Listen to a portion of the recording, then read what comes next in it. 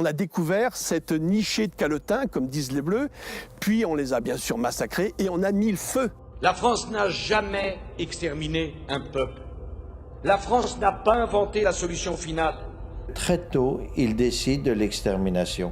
Mais vous savez, ce n'est pas une spécificité de la Révolution française. La France est un des rares pays au monde à n'avoir jamais cédé à la tentation totalitaire. C'est des cris épouvantables dans la campagne et il faudra attendre le soir pour que des gens viennent constater, n'est-ce pas?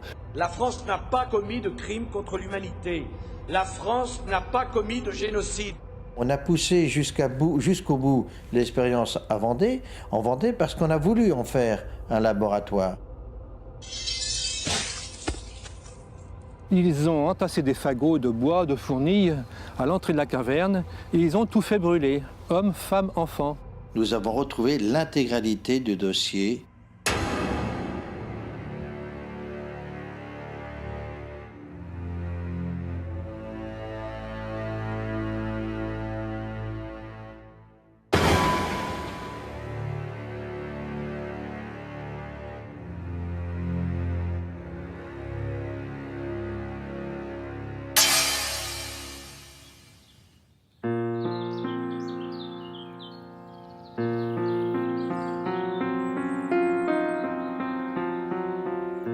La première chose qui frappe, c'est celle-ci. Des calvaires et des croix, partout, à chaque carrefour, presque à chaque coin de rue, chaque route de campagne, au détour de chaque parcelle de terre. Comment expliquer cette multitude de signes? Le paysage religieux de Vendée est lié à son histoire.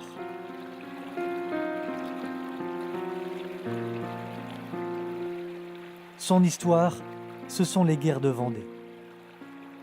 Depuis l'effroyable épisode qui a vu martyriser cette partie de la France durant près de 6 ans, l'eau a coulé sous les ponts bien sûr, mais les traces sont présentes plus que jamais. 1789, ce qu'on appelle à tort la Révolution française, éclate à Paris. Non dans toute la France, mais dans la capitale, essentiellement. Non tout un peuple, mais quelques milliers d'individus à peine. Plus précisément, quelques centaines de personnes au départ, haineuses de la monarchie et manœuvrant pour son renversement. L'historien et journaliste Pierre Gaxotte, ancien membre de l'Académie française, écrira dans son livre sur la Révolution que les événements éclatent dans un pays florissant et en plein essor, non dans un pays épuisé. Cette révolution est vivement désirée par l'Angleterre qui déteste la France. La France qui est encore la 2e puissance maritime au monde. Autre raison, le royaume de France domine par sa langue qui est parlée dans les cours royales, notamment à la cour britannique. La France domine enfin par sa culture qui fait l'admiration de tous. Pour se convaincre de la joie des politiciens anglais lorsqu'éclate la Révolution, il suffit de lire Edmund Burke, politicien britannique de l'époque. Les Français se sont montrés les plus habiles et révolutionnaires artisans de ruines qui aient jamais existé au monde. Ils ont entièrement renversé leur commerce et leur manufacture. Ils ont fait nos affaires, à nous, leurs rivaux, mieux que 20 batailles n'auraient pu le faire. C'est dans ce contexte de la haine de la France, la haine de la monarchie, qu'un petit groupe, au départ quelques centaines de personnes seulement, parmi lesquelles les sinistres Robespierre, Marat, Rebelle, Carnot, Danton, vont faire basculer le régime et plonger le pays dans la terreur. Les premières exécutions commencent au nom d'une soi-disant liberté. Des villes comme Marseille et Lyon tentent de se soulever contre cette république naissante et dans l'Ouest, la Vendée, proclamant son soutien au roi et à Dieu, se révolte. Jusqu'à une période récente, tous les historiens et tous les descendants, tant des victimes que des bourreaux, étaient d'accord pour dire que la guerre de Vendée était exclusivement une guerre civile, avec des atrocités de part et d'autre, des dérapages, etc. Bien entendu, la guerre de Vendée est avant tout une guerre civile. Il y en a un peu partout en France. Mais au-delà de cette guerre civile, il y a quelque chose de nouveau qui va se mettre en place, qui est réfléchi au plus haut niveau de l'État, qui est organisé, planifié. C'est l'extermination de l'autre, non pas pour ce qu'il a fait, mais pour ce qu'il est. Ce qu'il est, c'est tout ce que la République vomit. Le Vendéen est catholique, attaché à Dieu, à ses prêtres, à ses ordres religieux. Il est attaché à ses traditions de toujours, profondément attaché au roi de France. Il faut donc le traiter comme ennemi du peuple et rapidement l'éliminer.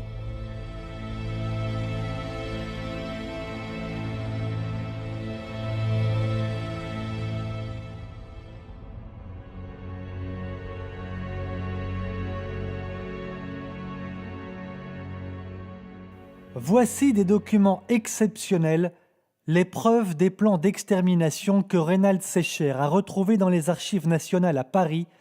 La lecture de ces documents officiels glace le sang.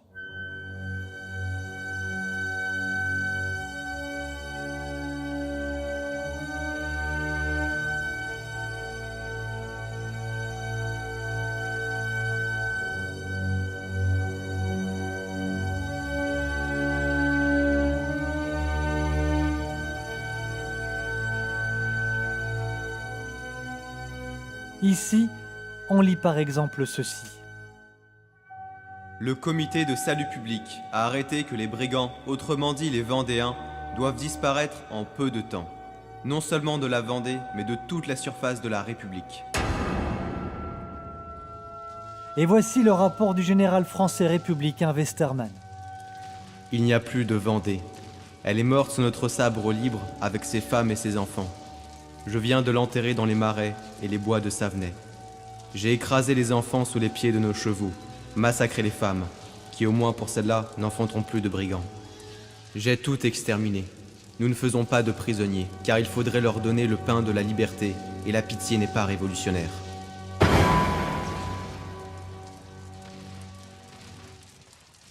Un sinistre politique écrira notamment « Plaçons la terreur à l'ordre du jour ».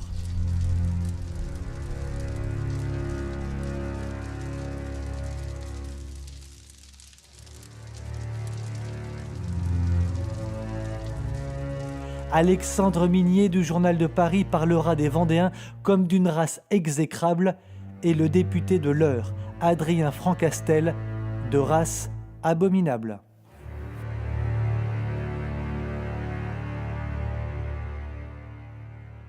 Quelles sont les raisons profondes du soulèvement progressif et général de la Vendée et des départements voisins?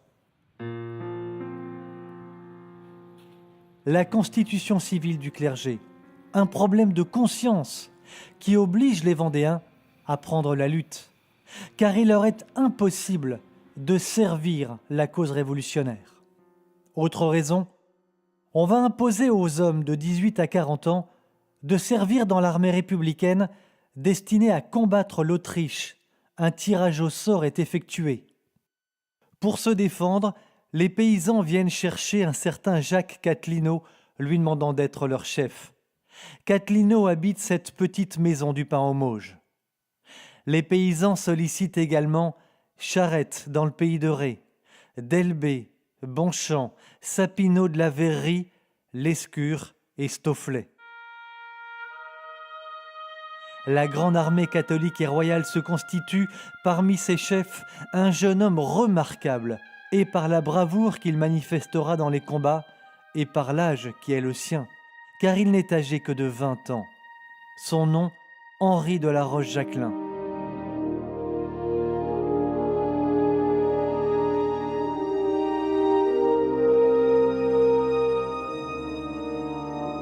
Ce 13 avril 1793, ce seront près de 2000 paysans qui viendront le chercher, ici même, dans la cour de son château aujourd'hui en ruine, car plus tard, brûlé 5 fois par les républicains.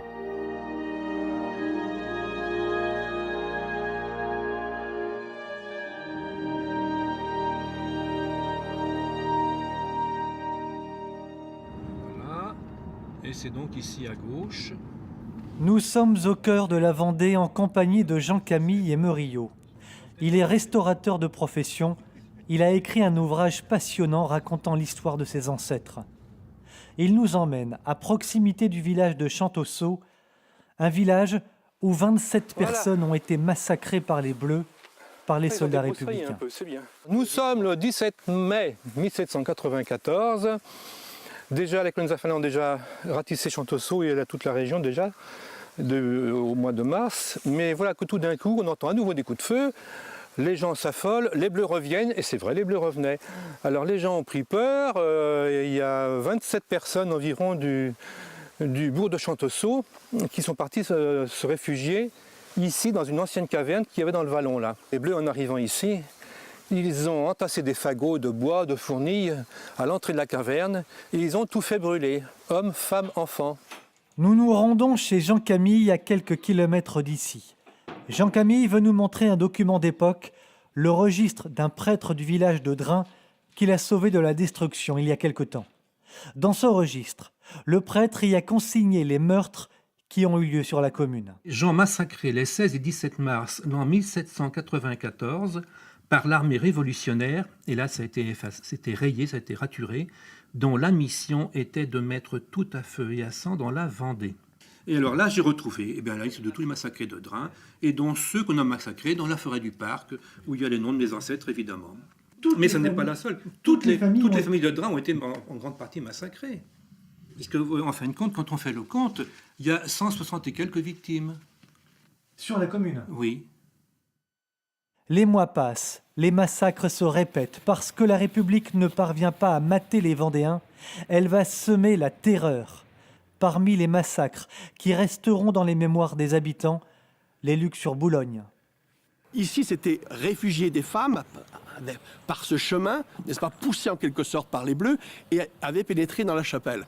Donc, on les a évidemment éliminés, exécutés, puis ensuite on a mis le feu à la chapelle. Le massacre a beaucoup marqué parce qu'il a eu lieu dans des conditions absolument épouvantable. On cite par exemple dans un village le cas d'une jeune femme qui est enceinte, que les Bleus vont assassiner, lui arracher la langue et ensuite lui arracher l'enfant qu'elle porte, etc. C'est des cris épouvantables dans la campagne. On a un document ici extraordinaire qui est absolument indéniable. C'est le registre que tenait le curé du temps, qui est l'abbé Barbedette, qu'on surnommait par ici le curé Grand-Beau. Il a laissé un registre où tous les noms sont consignés. Donc on peut suivre village par village les atrocités. On peut connaître les atrocités, ou plutôt les destructions humaines dans chaque famille. Par exemple, la famille Simoneau, je crois qu'elle compte 18 victimes.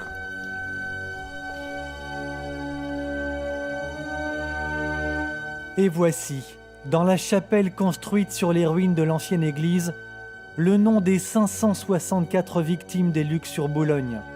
Parmi elles, 110 enfants de moins de 7 ans, 33 enfants de moins de 2 ans et des bébés tout juste nés. Il y aura le massacre des Lucs-sur-Boulogne, il y aura aussi, à 105 km d'ici, le massacre de la forêt de Vezin. Un camp de réfugiés, des paysans et leurs familles, mais aussi un hôpital de campagne. C'était le quartier général de Stofflet. À la suite d'une trahison, les républicains vont assassiner près de 2000 personnes, puis le feu sera mis à la forêt.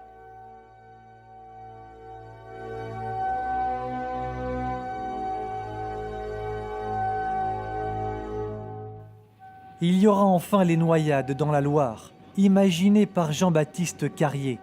Noyades où le sadisme sera poussé à l'extrême. On attachait les hommes et les femmes ensemble, nus, et on faisait couler les embarcations. Les tortionnaires appelaient cette pratique les mariages républicains. Si les noyades prenaient trop de temps, on perçait les malheureux à coups de baïonnette. Au moins 5000 Vendéens mourront de cette atroce manière. À de nombreuses reprises, l'armée catholique et royale remportera d'incroyables victoires contre la République. À Thouars, le 5 mai 93, à Fontenay, le 25 mai, à Saumur, le 9 juin. Des victoires qui, à diverses périodes, seront bien près de faire vaciller le nouveau régime. Mais la fureur de la Convention sera à la hauteur de ses ambitions. Elle redoublera de vengeance et de cruauté pour parvenir à ses fins. Sentant les armées vendéennes perdre de leur force en raison de la mort de nombreux chefs, les paysans et leurs familles, soit 80 000 personnes, paniquées, traversent la Loire pour fuir. C'est ce qu'on appellera la virée de Galerne.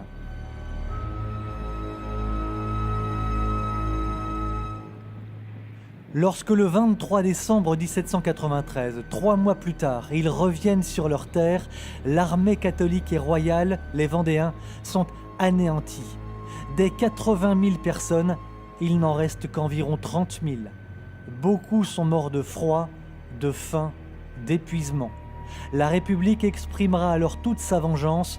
Ce sera le début du génocide, la construction de fours humains et les tanneries de peau humaine, que l'on verra aussi à Lyon et Marseille.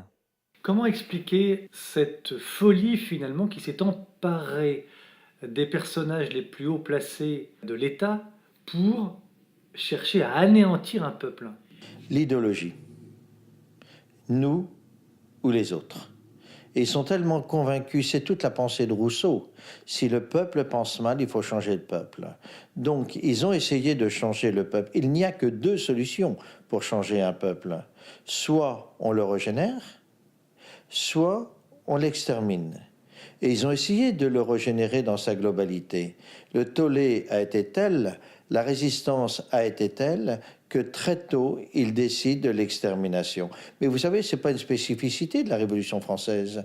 Vous avez un certain nombre d'autres régimes de même nature qui ont œuvré dans le même sens. Tous les systèmes qui privilégient un système sur l'autre de manière totalitaire, globale, systématique, entraînent les mêmes conséquences. L'élimination de l'autre, non pas pour ce qu'il a fait, mais pour ce qu'il est. On va éliminer le clergé parce que c'est le clergé. On va éliminer le noble parce que c'est un noble. Il y a l'histoire officielle et puis la véritable histoire en France, sur beaucoup de sujets. C'était il y a 222 ans. Ces massacres, ce génocide, organisé, planifié par l'État, n'a jamais été reconnu. La France se tait, le silence est assourdissant. Les chefs d'État se succèdent aux affaires de la France, le génocide est nié, en dépit des preuves irréfutables. Pas un mot dans les manuels scolaires de l'extermination de cette partie du peuple de France, pas un mot, c'est à peine croyable. Quand on sait qu'ils furent 180 000 au moins, femmes, enfants, soldats, vieillards, paysans, à avoir été massacrés pour ce qu'ils défendaient, en particulier la foi catholique.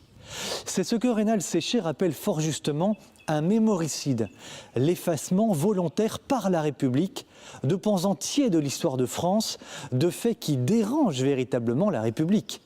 Finalement, en taisant ce génocide, la République française, les républicains, grands donneurs de leçons, en particulier aujourd'hui, n'ont pas grand-chose à envier à ce que firent Lénine, Staline ou Hitler.